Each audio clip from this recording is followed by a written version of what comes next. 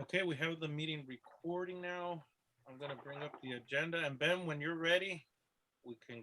Okay, this is special meeting rules and bylaws, and this is our second meeting of the occasion. Called to order at It's 5:47. 5:47 p.m. And we'll do roll call.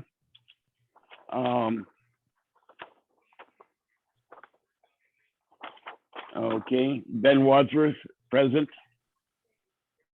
Chente Montalvo, Present. Benny Madera, Present. Selena Ortega, absent.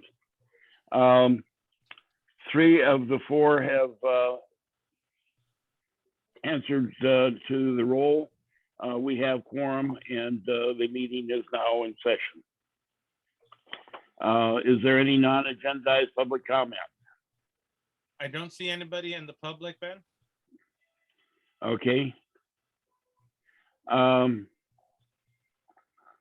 Okay, number 4, review and discussion of current standing rules and possible changes.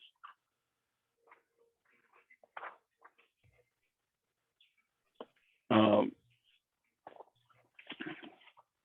bring up. Okay, I have the old edits that we started with.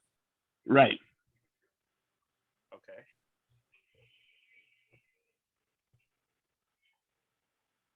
And I have the edits now up on the screen for everyone to see.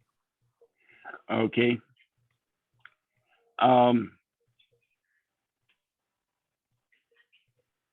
Number 1, the membership is 25 now. Number 2, I talked to our dead representative. He said he thought it was 1/2 plus 1 or 1/2 rounded up to the next whole number. But he would check and see if there was any way we could lower that quorum. But at this point, 13 would be the one that still holds. The number of votes required to pass an item would be 7 votes because of the lower quorum. That also means that no committee may have more than 6 board members. Correct. Okay.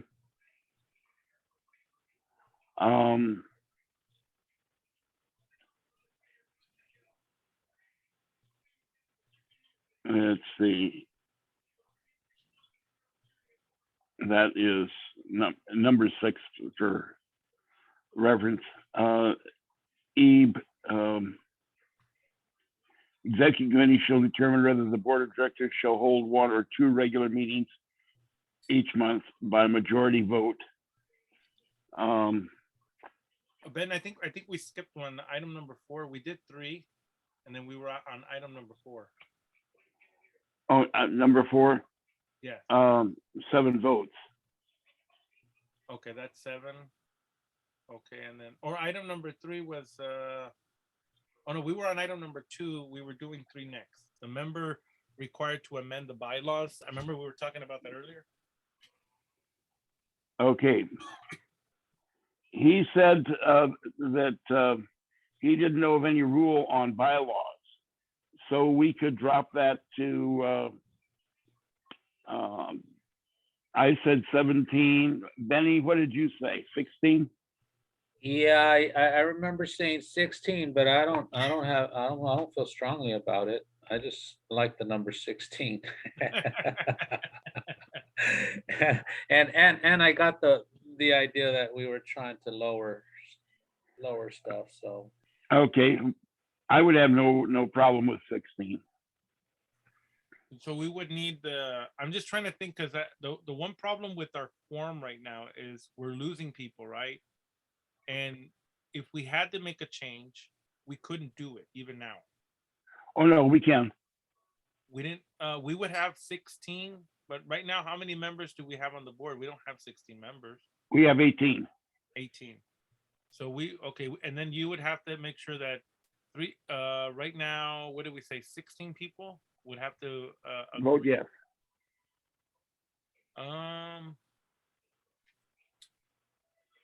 I'm trying to think. I want to make this so that and I'm trying to think of the bylaws right now. If there's anything that we can run into trouble in the future where we may have to amend it. I'll just say, like, for the record, for me, 15. But then you and Ben, you'll beat me up on it. No, I'm kidding. But no, your guys' 2 votes would be 16, right? So let's do the 16, and because I'm in the minority, I would say 15 only because I'm worried about making amendments to it if needed in the future if we don't have quorum or close to the quorum needed. I know we'll be able to make official action because we dropped it at 13, and then the bylaws would be dropped to 16. But that's just my 2 cents. I'm okay with it if it's 16 too. Okay. Number 4, 7 votes. Okay. Number 6, the maximum number of board members that can be in attendance in the committee or participate in the committee meeting is 6. That's related to our quorum. Correct. So if we lower our quorum, we lower that number also. So that's number 6. Yep. Okay.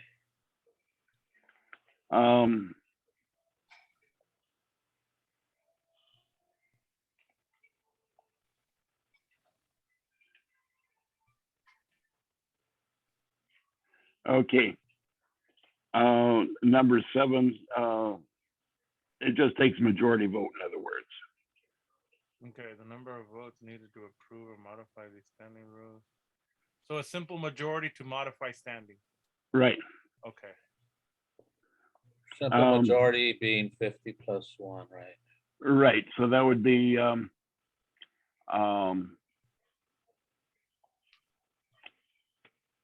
6 votes of the quorum, or yes. yeah. So it would take 7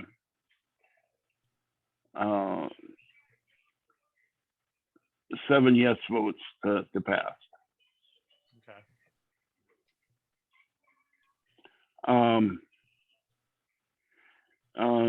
Number 8, the executive committee shall determine whether the board of directors shall hold 1 or 2 regular meetings each month by majority vote.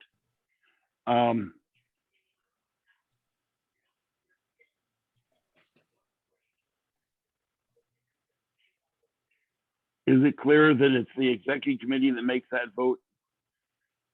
Yeah, the word shall is in there, determine whether the board of directors shall hold 1 or 2 meetings each month by majority vote. Yeah. That pretty much, yeah, it centers everything to the executives because they have the power to make the agenda. So they can pick 1 or 2 meetings each month. Right. Maximum hour speakers, nothing changes until we get down to 16. Election to fill a board vacancy. Must be placed on the regular agenda of the board of directors of the executive committee prior to the next regular board of directors meeting. And then we struck the rest. The vacancy must be advertised at least 1 regular meeting prior. That's what I'm reading on this one. It must be placed on the regular agenda of the board of directors by the executive committee prior to the next regular board meeting. The next regular, it's almost the same thing. Like they couldn't place it on the, like, let's say the executives have the meeting and they want to place a vacancy. It's saying on the next. So we'd have to remove the word next general board directors meeting.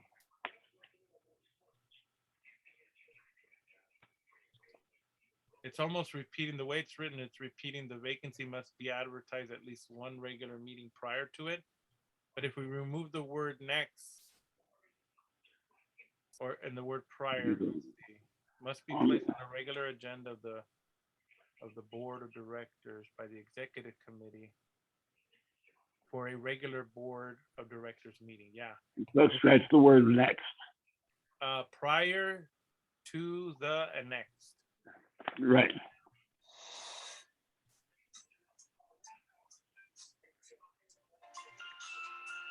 And then B, the election will determine majority vote of the board of directors at a regular meeting after a quorum has been achieved. And all the rest of that is struck.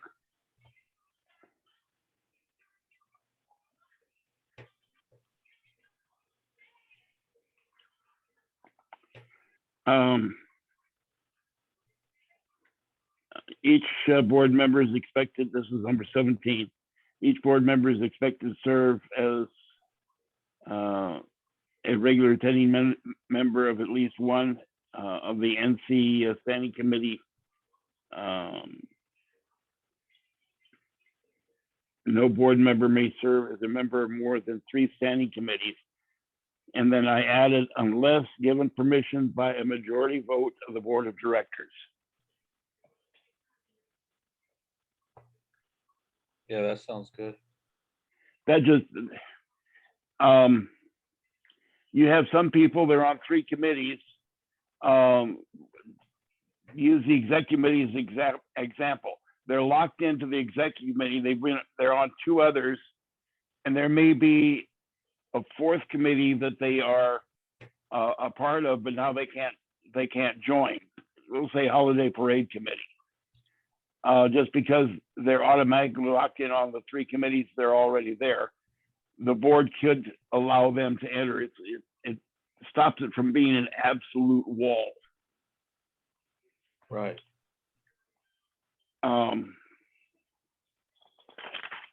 Let's see.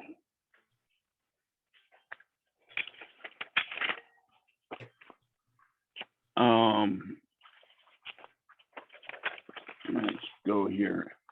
18.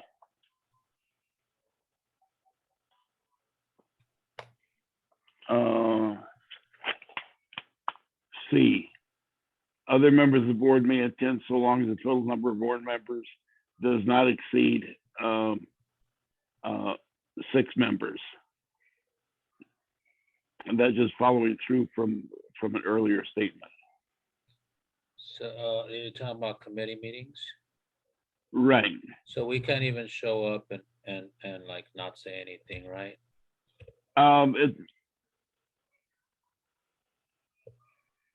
Because that's how it's rating right. That's how I'm reading it right now, is we can't even show up, Oh, sorry about that.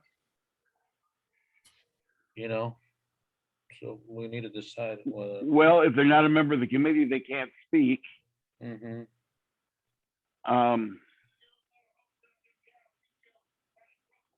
But can they show up and not say anything? You know, that's. Yeah, the rule under the Brown Act is that they can show up to a committee meeting, but they cannot participate and they cannot speak under public comment either. They must remain silent. Mm.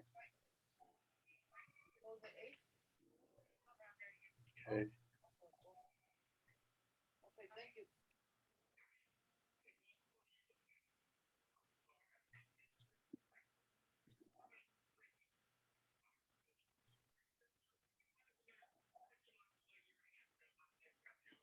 Okay, so shall we just leave it like that and then just let people know? Yeah.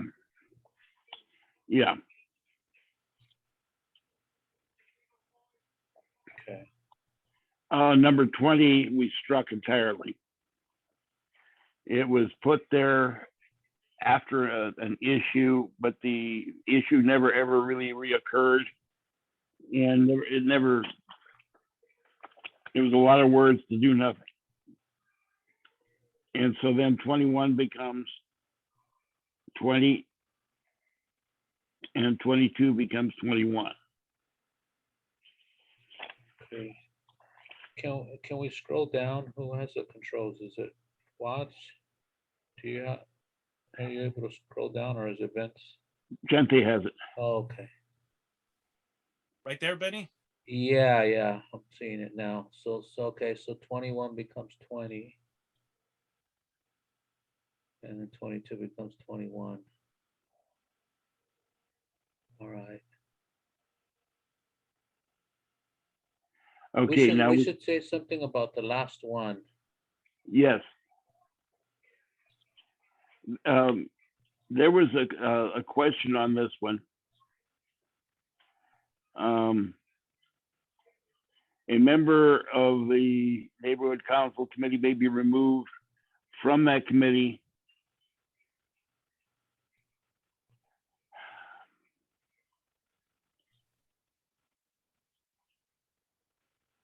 I would say strike by either the committee chairperson or the committee by the neighborhood council president for failure to attend 2 or more consecutive committee meetings without being excused by the chairman in advance. Committee members may notify and so on. So the actual removal still remains only with the president.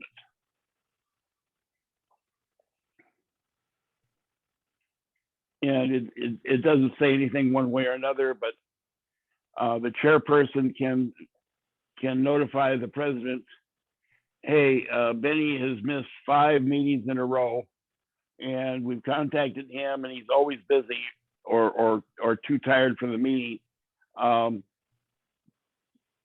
Could you please remove him? And the president can do due diligence, talk to Benny, and decide whether he's going to remove him or not.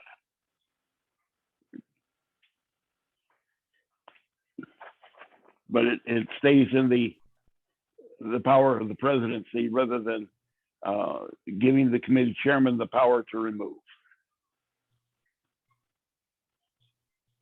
Maybe if we put a to make it more democratic, that we put it in that the recommendation, right, from the chair to the president, but that the majority, by simple majority of the council, shall ratify it.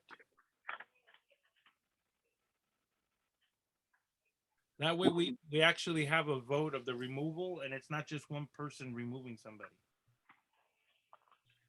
Well, if you go to the bylaws that covers,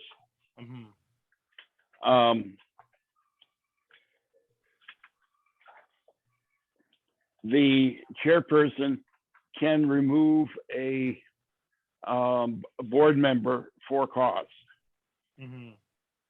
The removed board member can appeal the decision. That's to the president. To the full board. Okay.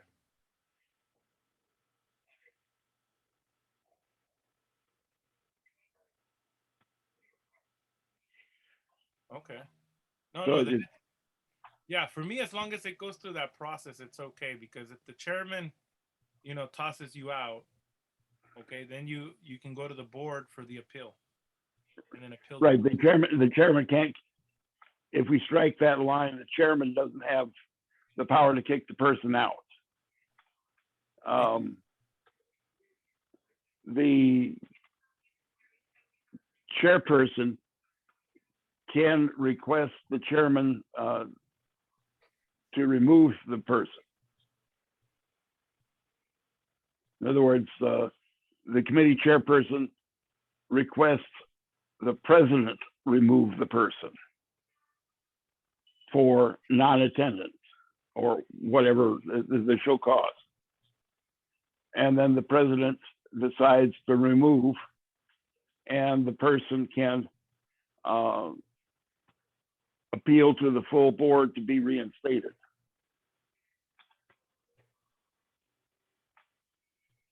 Okay, that sounds right. That the board has the final decision on it. Right. You okay with it, Benny? Yeah. So the bylaws are consistent with that? Yeah, Okay. let's double check. Try and find that section in the bylaws. Okay, so on these standing rules, as corrected, we're okay, right? Since we're on standing rules? You're right. Okay, so I'll make a motion to accept them as corrected. The only thing, Okay. Vince, is I think Ben wanted to double check the bylaws to make sure it's consistent with that last standing rule. Okay, let me. I'm pretty sure it is. Well, and remember, Ben, like these ones, this is going to be our recommendation as a committee.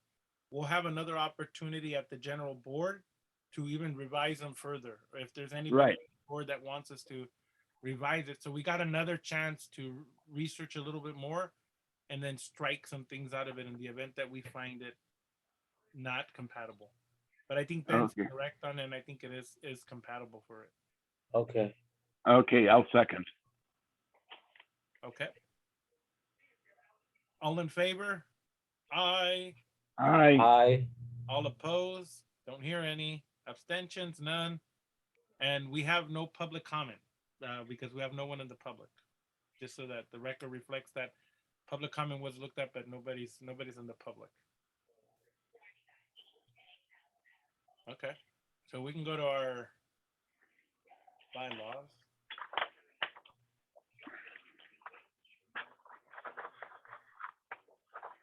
Okay. So this is now item. Okay, so we approved it on item 5, which was the Lincoln Heights standing rules. And now we're on item Right. 6. This is the bylaws. Yeah, review and discussion of current Lincoln Heights Neighborhood Council bylaws and possible changes. So let me head back over here.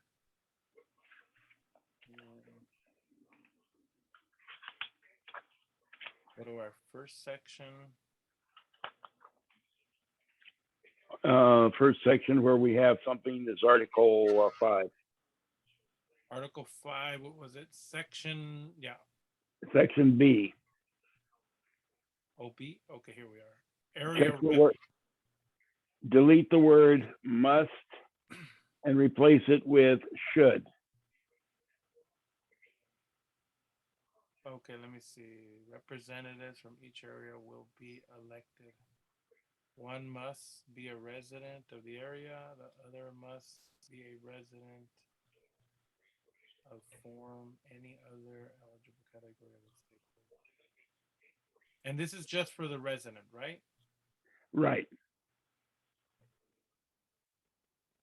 Okay.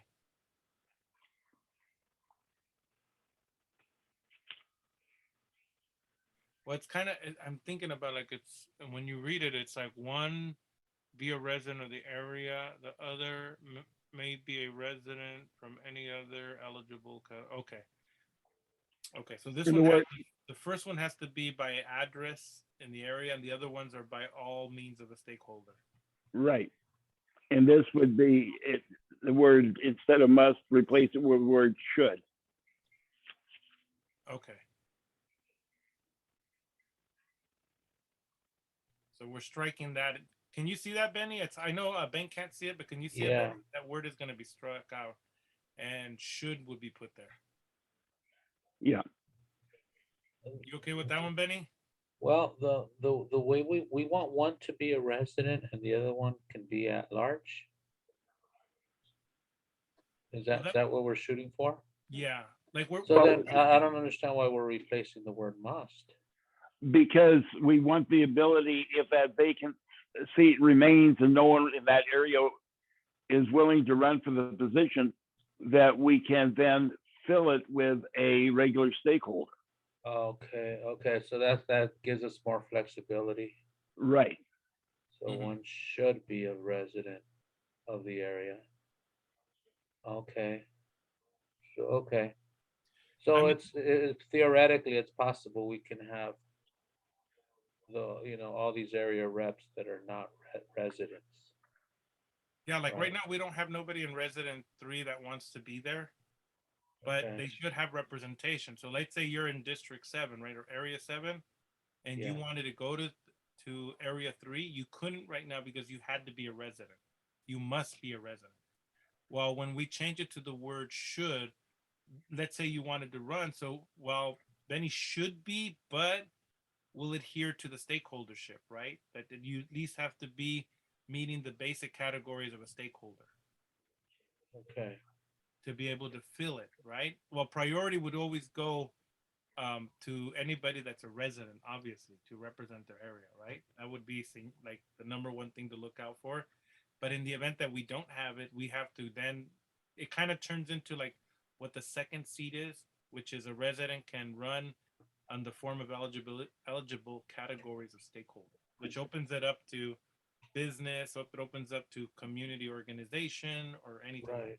Right. But it's implied that it should go to the resident first. Right. Because it's not written down.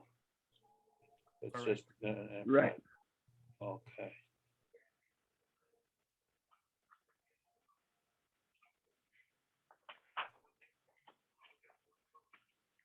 we can even strengthen this a little bit more to make it clearer when we get to vacancies.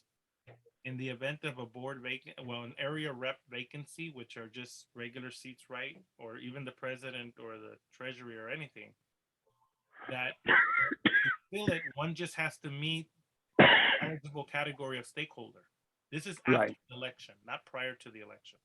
So when people run for the election, they have to meet those requirements. So this one's a little flexible where it says, well, if you're not a resident, okay, you should be one. Not that you have to be one. Must is you have to be a resident of 3.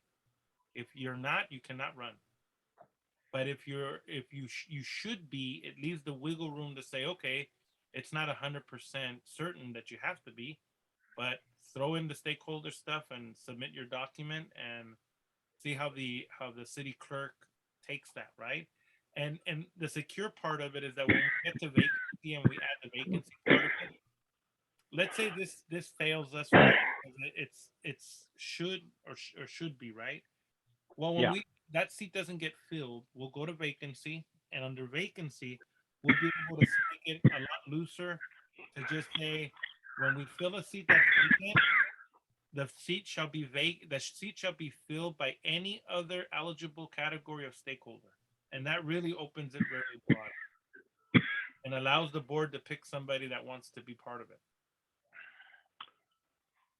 as long as they meet the stakeholder requirements. Right.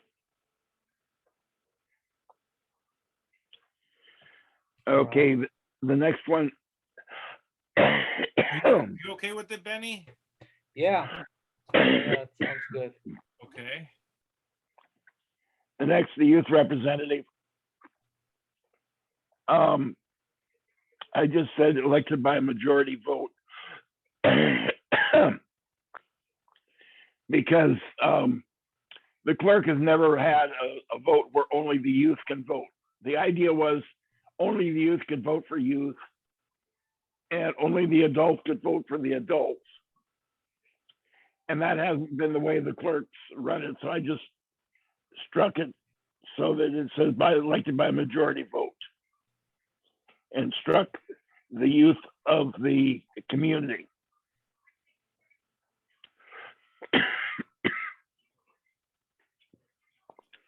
Let me go get a drink of water here.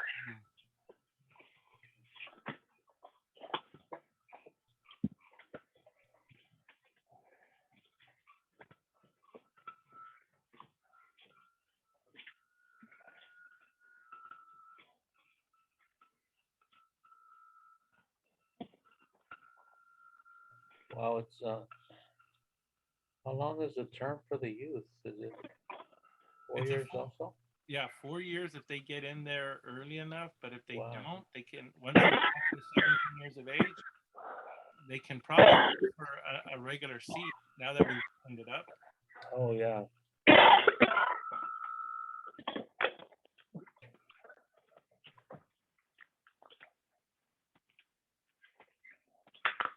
So yeah, I agree on that one. That one's okay. You know, we pick them to be in there. They got to be older than 14, but not older than 17.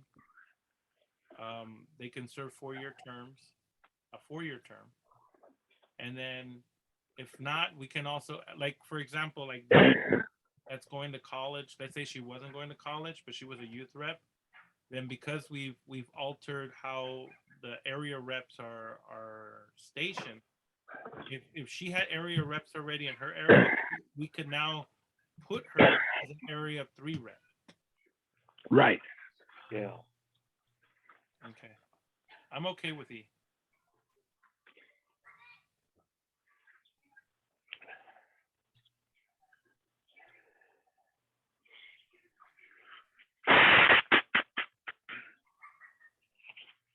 Okay. So now we'll go to the quorum, section 2 quorum. Right. That's just the 13 members.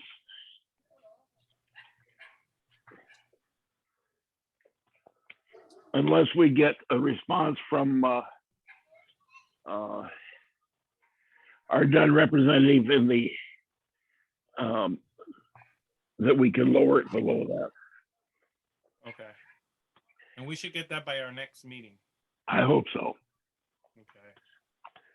Okay, I'm good with that one too. An official action of a quorum. And we said we said 12 was as low as we would go. Well, so far we don't have anything to go below 13.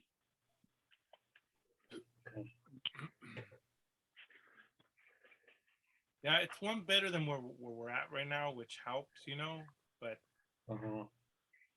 it's good there. It's just we'd have to lower the amount of people on the board to get it lower.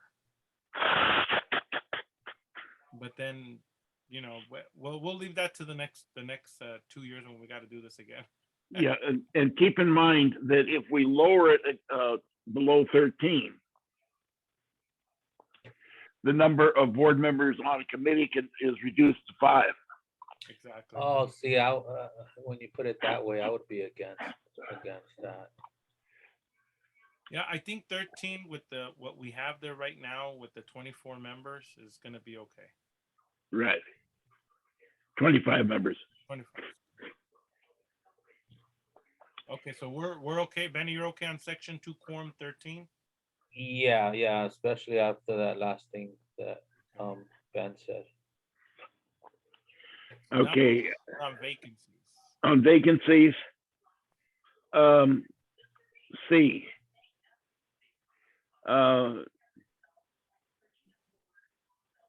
Tied vote shall be resolved via the flip of a coin by the presiding officer of the meeting. Yeah, I thought about this one. It's the only fair thing you could do. I hope. You don't want a controversy, but yeah, let it hit ground, and that would be right. Yeah, I mean, do we need to put that in, the wording about the coin should hit the ground? No, I don't think so. Okay.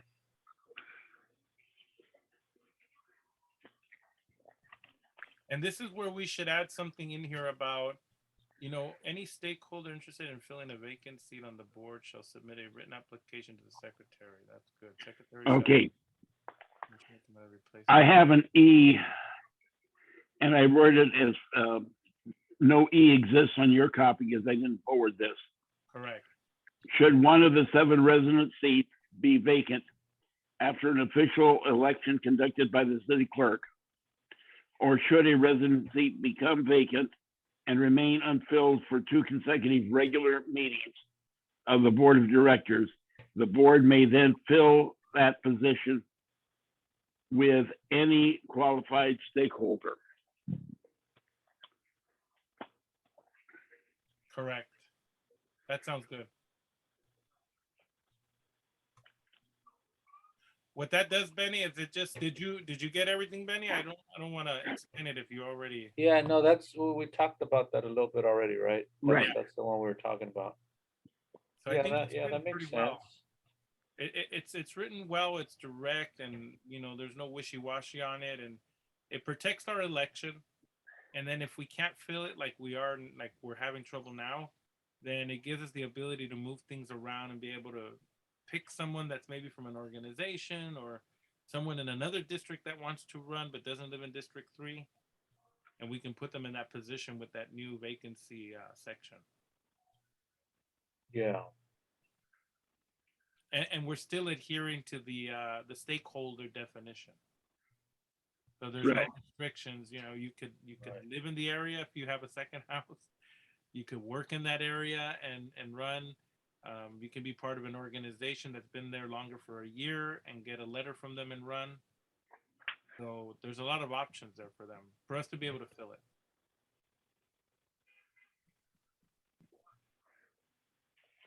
So that's pretty cool. Okay. Yeah, that works.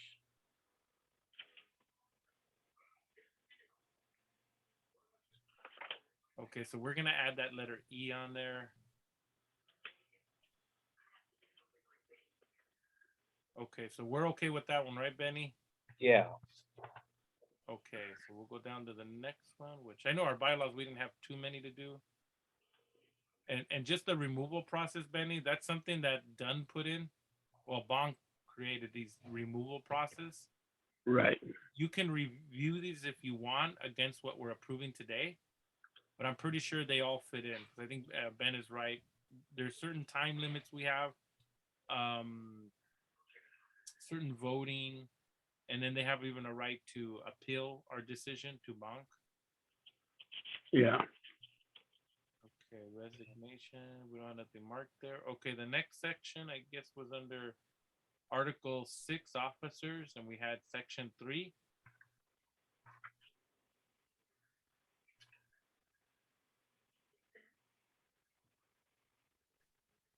Okay, and the officer. So this is to fill the vacancies of the officers. If a vacancy occurs after the conclusion of a city administrative elections, the officers shall be elected by a majority vote of the members of the neighborhood council. So with this one, we're eliminating. Are we eliminating the positions of the presidents? I mean, not by eliminating them, but they will no longer be elected in office in an election. We're gonna elect them after they get voted in. No.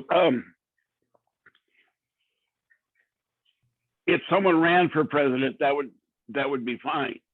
But let's say someone, no one chose to run for vice president, or no one chose to run for secretary.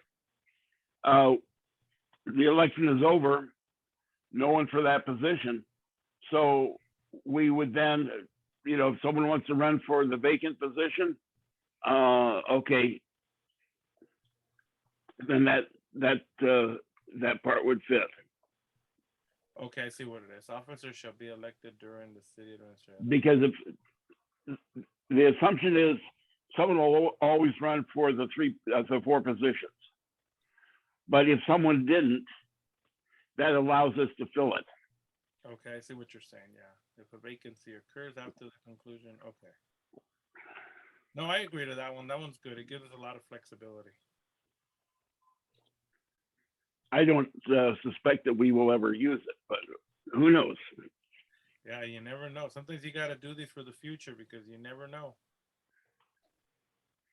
Okay. Okay. Benny, you're okay with that one? Yeah. Okay. I'll move down to the next one that's highlighted. And this one is, where did I get this at? This is Article 7. Section 3F. Correct. And it just says half of the roster members of the committee rounded up to the next whole number. And right. That's what quorum is. So I think that's good. It's like now we have 5 and the quorum is 3. Right. That's the next whole number. Okay, I agree with that one. Benny? Yeah, I agree with that. Okay. And this is Article 8, meetings. And I think the only thing we added on here, right, Benny? Ben, was regular meeting shall be held the first and third Thursday of every month. A calendar of regular meetings shall be established by the board.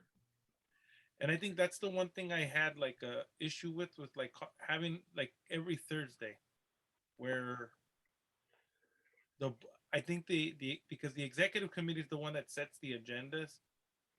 And I know we want to do something consistent, right? Because we talked about this. Like, if it's consistent, then people already know. Yeah, Thursday we go to the meeting. But I don't know if we should leave some leniency for every board that comes in, because it may be good Thursday for me, but it might not be good Thursday for Benny or Ben, right? And how would they be able to change that as an executive committee if they're beholden to the first and third Thursday of every month? It would almost, in my opinion, read regular meetings of the general board shall be held or shall be decided by the executive committee on the times that, or they should be set every year, because I know that's hard too. They hardly ever do that. When you come into a board, one of the first orders of business is to set your general board meeting. Committees usually meet on different days anyways, because they got to meet the committee membership and whether they can attend. But What about the word bi-monthly? well, as long as it's flexible to give the executive committee, because see, well, they had it here at its first regular meeting of each calendar year. And this one, I think we gotta like really look at it, because whenever I see like a specific day, if for some reason we cannot have people cannot meet on that Thursday, the bylaw holds us to that, and only on the first and third Thursday. So it's very restrictive and it's very to the point. But Ben made a good thing, and I've known this because it's kind of hard. Like, you're trying to get people to show up and give them a regular time. This kind of does that. But once you have that meeting, and like, let's say our board changes, right? All of a sudden, half of us can't meet on Thursday because we happen to work on Thursdays at that time. So you would lose half your quorum. And we couldn't go back and change it, because unless they can meet the first or third Thursday, then there would be nothing really you can do. Because the bylaws would state Thursdays over of every month. So we have to write it in a way where it gives it's already giving the powers to the executive committee to create the agenda. I believe it should also give them the powers to be able to set the time and date for it, with the idea to keep a consistent meeting date, like the first Thursday of every month, or the first Wednesday, or the first Monday of every month. And that if we are going to have a second meeting, then that meeting shall be held, the third Wednesday or the second Wednesday of every month. But see, I don't want to say dates, because we're going to fall back on this Thursday. We're limited to what we can do. In some ways, it's writing a section there that would just give them the power without any restriction, and then leave it up to the executive committee to set those dates and times as needed. With the idea that the goal is to set it and really forget it and leave it alone. And hope that all our members can meet that day. But if we have an emergency, it would give us the flexibility to call an emergency meeting or any other type of meeting that we would need to use from the Brown Act. Well, we can do the special meeting. Yeah. That's what I'm trying to look at it a way that we can write this where we're not limiting ourselves to the first and third Thursday, and it really leaves it open. But that the committee, the executive committee's goal, and maybe we can put this in the standing rule, where the executive committee's goal should always be to set the dates as soon as possible for the meetings. That part where the executive committee has the power to choose the meetings. Should we use that same language in this part of the bylaws? I don't remember if we were talking about the standing rule at that time. Well, But I mean, but we already used that language where the Should we executive have, committee has the power. should we have the ability to change what regular meetings are? I think that's the tough part when we call Because, Oh, go ahead. because, um, if the board determines that, they want to change the date, they can amend the bylaws.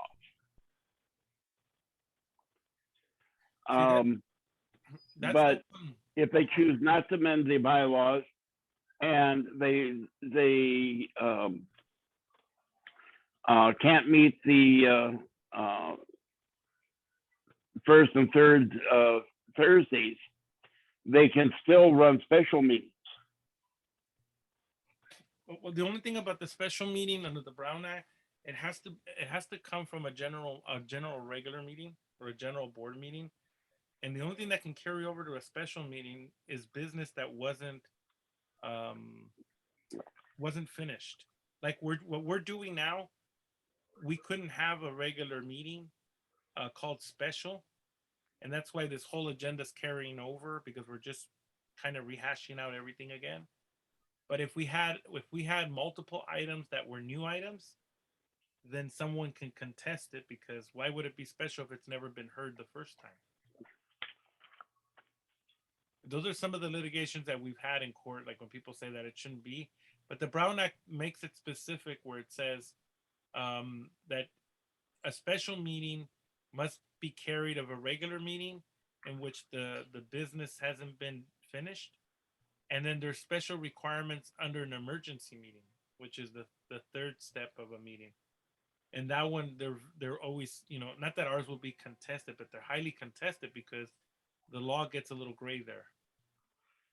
So that's why, like, even here, when we have like the executive on number D, same section 1D, the executive committee shall determine whether to hold 1 or 2 regular meetings each month. And we can actually add to this one, the time and the date shall also be determined by the executive committee. Then that would open the door all the way. And then I recommend that in the standing rule, that the executive committee, upon its first meeting, should have on the agenda, very simple, to set a date and time of a regular meeting of the general board. That way, it's not going to hold them sometimes. Like we see it here, we have it actually written, but it's not there. And it's hard for them to do it when they first get on the board. But that should be something that the public and everyone, like if we're not on the board no more, it's something I would go into a meeting and say, hey, make sure you set this up, because this is probably one of the most important things to start in the beginning of a 4-year term. Because you really want the public to be aware of it. What if we add to section 1? The board of directors can change the day of the week for regular meetings by majority vote of the board of directors. But that's now the general board. Okay, so we would have to go to them. I think there would be a conflict, because before you could do that, how do you make an agenda from the executives to do that if the general board has to amend it? Well, you propose it as an amendment. And we do simple majority? Yeah.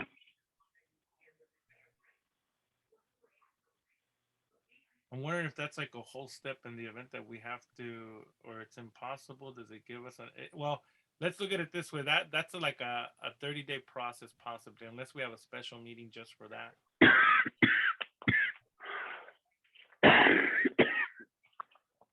Yeah, Keep in mind, once we get done with our Zoom meetings, it wouldn't be good to have a special meeting just to decide something and then go on our way, That's what, especially if it's something that's pressing time. That's what I'm looking at, like the process. Like, would we have time to do it, if it's something that has to be immediately.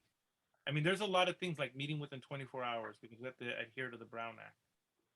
I was thinking of more just because the decision-making power already for the agenda is already given to the executive.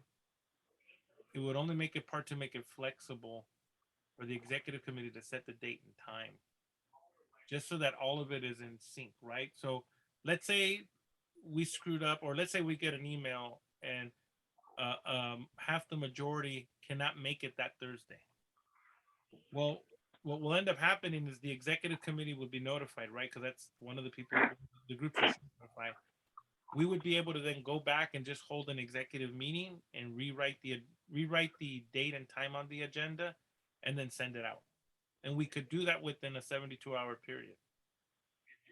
So there would be a deadline, like, you know, if you can't make it and we're not going to get quorum, then we're going to have to, you know, push this meeting, you know, another 24 hours so that we can meet the deadline to change the date and the time. But that kind of beats what we're trying to do because we're trying to make it consistent. Okay, maybe,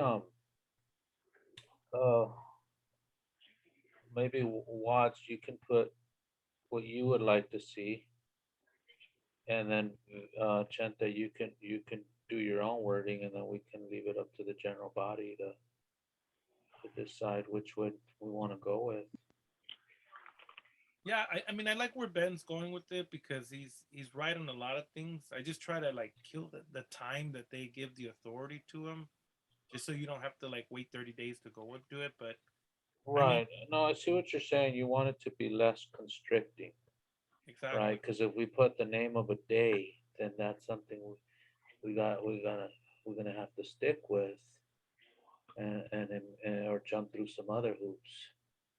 My concern would be that the board of directors is only 4 members, and yes, they set the agenda, and yes, they guide, but they could, for some reason, want to change something that only they really want.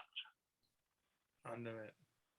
And this way, they have to, yes, they can change it, but it is only when approved by the full board that we make the change, or at least the majority of the full board.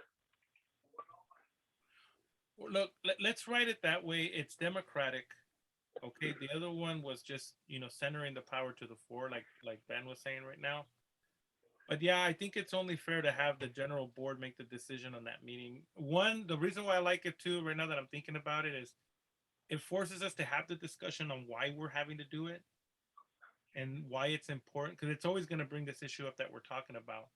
We want to be responsible to the people to make sure that they understand the dates of our meetings, and it's our responsibility as board members to try to meet that, because we have to, you know, we need the public to know when they're going to come and actually meet us, you know, or when we have our meeting. Could we say for cause the board of directors can change the days of the week for the regular meetings? Yeah, that too, that works.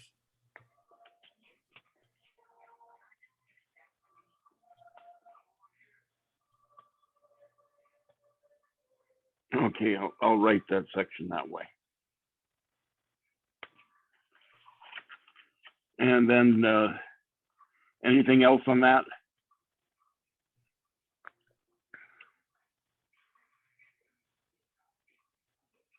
We can determine that we're only going to hold one meeting per quarter.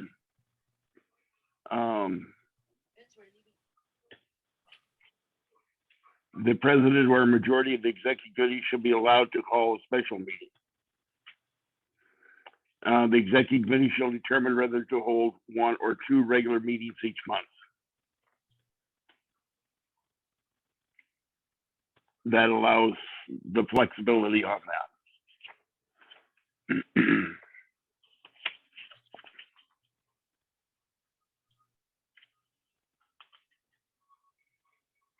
Okay.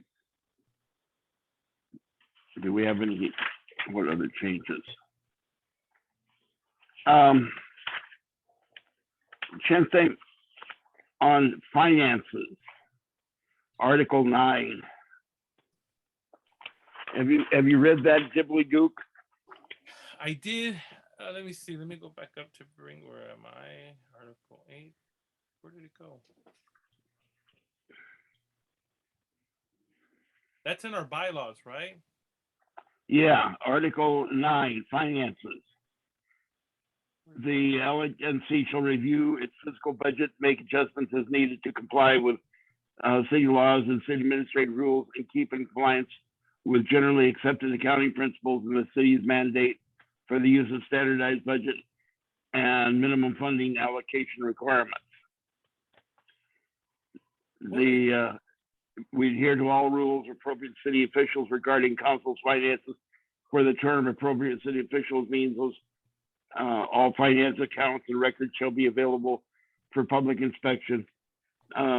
Each month, the treasurer shall provide the board detailed reports. The treasurer may request blah, blah, blah. And then we get down to the bottom, which I struck. At least once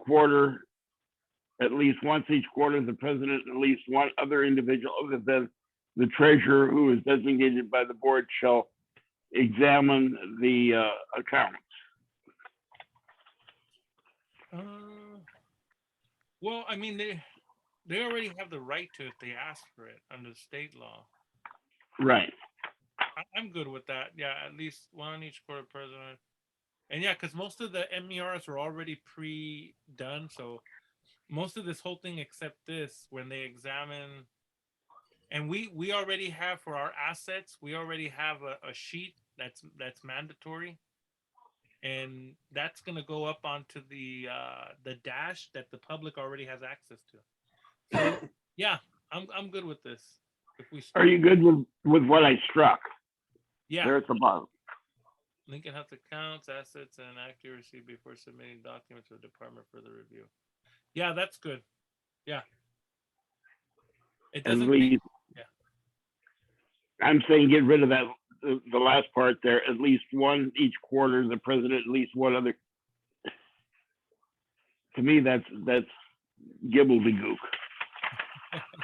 I agree. It's redundant when it's on the website, and I already keep the physical documents. That's why we got the printer. So I'm printing out all the MPG applications that we get. I print out all the MERs. So when we do meet in public, I'm going to have to get a little cart to drag all this stuff around, but it should be at our meetings. That way we put it out with the chain and the public has access to review the finances as required. Right.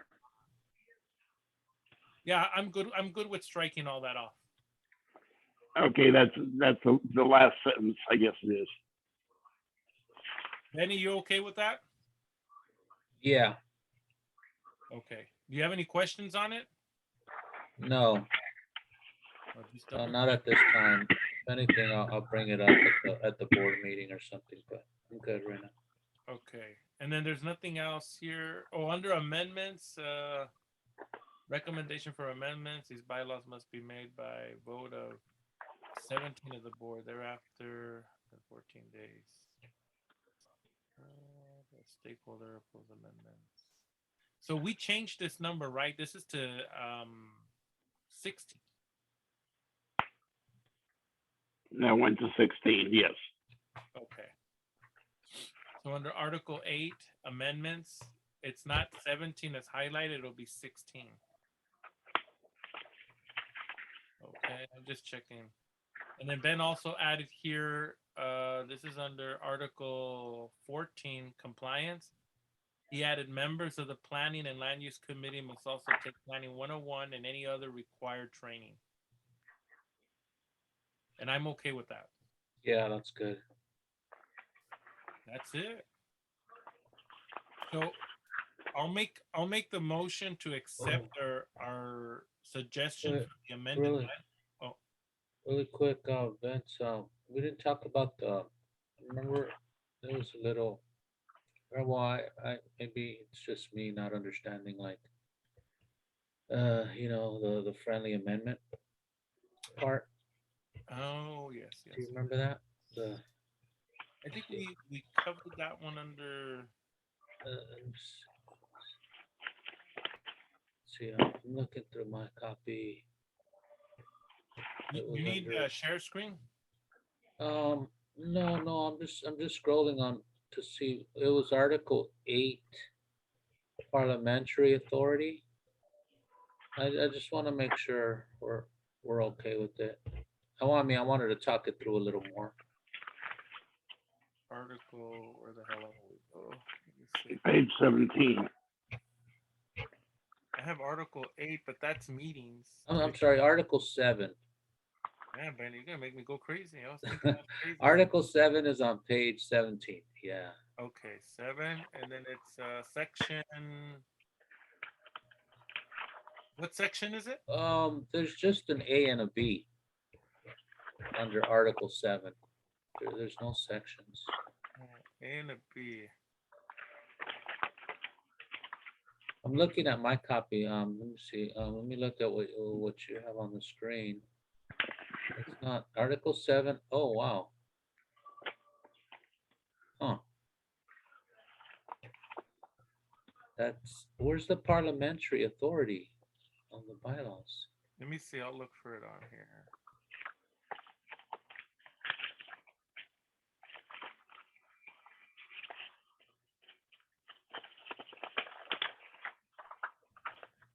There it is. It's Oh, 12. I'm sorry. It's 12. I was misreading it. My bad. Article 12. Okay. Okay. So I just wanted to talk it through, like what this looks like, the A and the B. To make sure we're okay with Well, it says that the maker of a motion and the motion second may change to or accept possible changes to their motion. If they are both in agreement without a vote of the board, the practice shall be known as a friendly amendment. Okay, so that's if they both agree, then they can make the change, both the maker and the second, Mhm. and it's known as a friendly amendment, and there doesn't need to be a vote. What if they don't agree, or one of the two? So then it Then you have the motion without that change, and the guy amends the motion, and then you go through, vote on the amendment. If the amendment passes, then the motion is changed. It forces a regular vote sequence. But a lot of times, someone says, "Well, I like that, but I like I like 10 better than 11."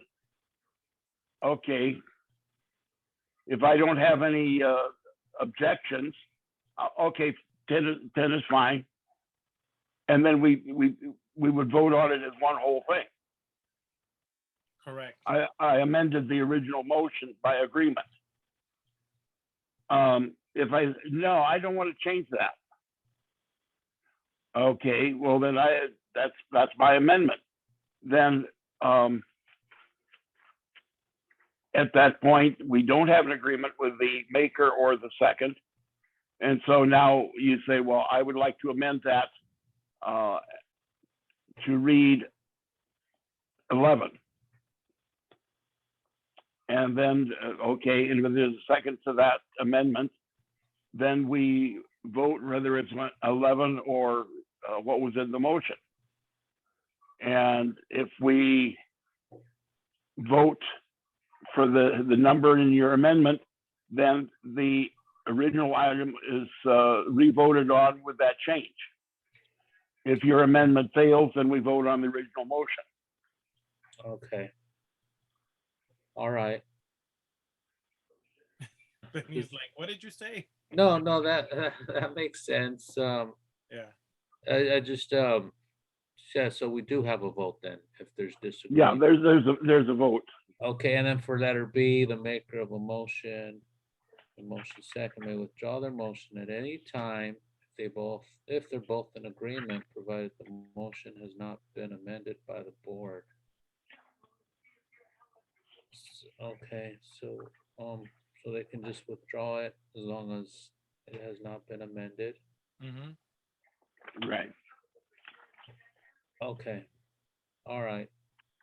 Everyone fine with that then? I was the only one, I guess, then. that had Yeah, questions. I mean, it's like when I read A, it's like the maker of the motion and the motion's second may make changes to accept the proposed changes to their motion. If they are both in agreement, without a vote of the board, the practice shall be known as a friendly amendment. And that's basically what it is. Once it's approved or it's not, the motion either goes as written, or it doesn't go, or it goes as amended. And so when you make the motion, you'd have to go back and say, well, we're going to take the original motion off.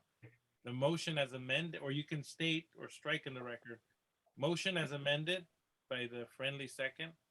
Now, like Ben was saying, instead of 5, we're doing 10, and we have a friendly amendment to it. It was agreed to by the motion, the person who put the motion through. Now it's going to go through, and then they're just defining it as a friendly amendment. But I even think the city has a problem using the word friendly amendment and also tabling. They've gotten a whole big kick about this. I don't mind it. I don't care, but it's just people know this more as a friendly amendment than anything. So I'm okay with A and B on Article 12.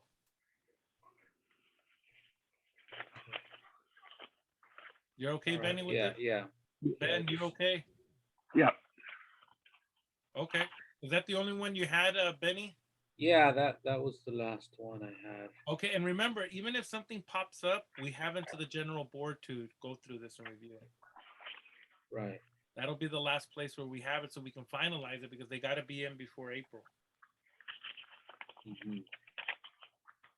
So no heat, but you at least have the corrections now, and I think Ben will update them and get them out to us, and then we can just make sure we review them.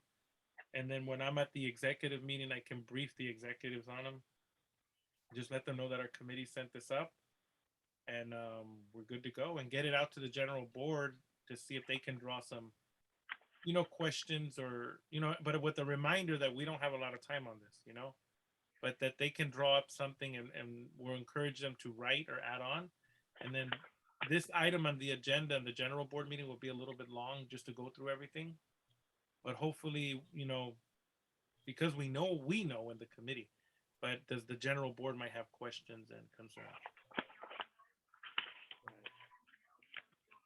So I'll make a motion to accept our changes I'll second. to the Lincoln Heights Neighborhood Council. Ben seconds. All in favor, say aye. Aye. Aye. All opposing, we have none. Abstentions, none. And we have no one in the public comment. Okay. So our letters are ready to go. Our suggestions are ready to go out. All right. Oh, we did good. Man, we should just be the neighborhood council. We get through the meetings fast. Is it too late to change it to 3? No, you're gonna have a Putin dictatorship now. So we have one more item, which is non-agendized public comments. This is the second portion of it. And we let the record reflect that we have no one in our attendees. We just have the 3 committee members, myself, Vincent, Ben, and Benny. So we have no one for agendized on public comment. So we can close that one, and I'll make a motion to adjourn. Second. Ben seconds. All in favor, say aye. Aye. All opposing, I don't hear any. Abstentions, I don't hear any. Public comment, there's nobody. All right, our meeting officially ended at 6:56. Thank you, Benny, for taking the time, and let's get ready for the general board. When is our general board meeting? Is it a week from tomorrow? I think so, if I'm not mistaken. Yeah, okay. On St. Patty's Day. Oh, is it really? I Wow. think so. It should be, yeah, because I haven't we haven't done the executive for March yet. So I'm assuming we're going to probably do that sometime soon. Sara hasn't reached out to me on it. We've been having different meetings on the different times on the executive to get everyone, to get at least a quorum. So hopefully the 17th, but I'll send it out once I hear anything from Sara. Okay. Sounds All right, good. Benny, thank you for your time. Okay, Yeah, Oh, thanks, one thing, guys. Ben, I got the cards and they were great, very professional. okay, good. Oh, the business cards? Yeah, Yeah. I got a sample. I got a sample of them, and they're really good. I like the way they came out. Oh, cool. And I know Sarah's working. We're trying to get the designs uploaded to the city, and for some reason they have issues on their side. So I'm just like, we're probably gonna wait forever, and our term will end. So, and Ben warned us about it, so we got to listen to Ben a little bit more on those issues. They look nice, but there's no promise they'll get to you in time. You'll probably be out of office. Well, I still got one of my former students that's in that print shop downtown.